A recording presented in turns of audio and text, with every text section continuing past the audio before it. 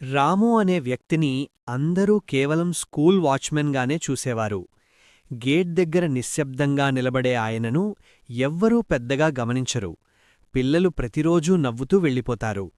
కొంతమంది మాత్రం ఆయనను పట్టించుకోకుండా దాటివెళ్తారు.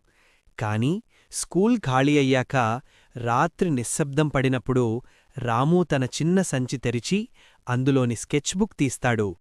ఆ పేజీల్లో కనిపించిన చిత్రాలు అద్భుతంగా జీవంతో నిండిన కళాకృతులు. చిన్నప్పుడు అతనికి చిత్రకారుడవ్వాలని పెద్ద కల. కాని పరిస్థితులు అతన్ని వాచ్మెన్గా మార్చాయి. అయినా సరే తన కలను అతను వదలలేదు. ఒకరోజు ఒక టీచర్ అతని చిత్రాలను చూసింది. ఆమె ఆశ్చర్యపోయింది.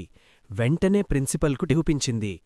మరుసటి రోజు మొత్తం స్కూల్ ముందు రామును గౌరవించారు. పిల్లల చప్పట్లు, కన్నీళ్ల మధ్య అతని ప్రతిభ వెలుగులోకి ప్రతిభ ఎక్కడైనా ఉండొచ్చు. ఇలాంటి హృదయాన్ని తాకే కథల కోసం చిన్న కథా షార్ట్స్ని లైక్ చేయండి, సబ్స్క్రైబ్ చేయండి.